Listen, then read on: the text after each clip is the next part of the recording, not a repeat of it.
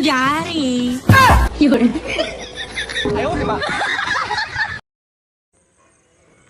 अगर कभी गलती से मेरी गर्लफ्रेंड बन गई तो मैं उसे पीला दुपट्टा दूंगा।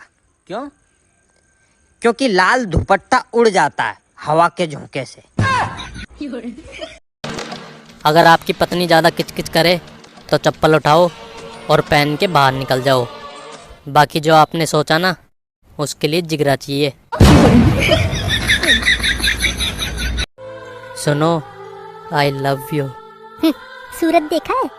नहीं, बस एक बार अहमदाबाद तक गया हूँ। सुन मेरे दोस्त, अगर तू कहीं खो गया तो मैं अकेला रो लूंगा, और अगर तू मर गया तो मैं यही बोलूंगा।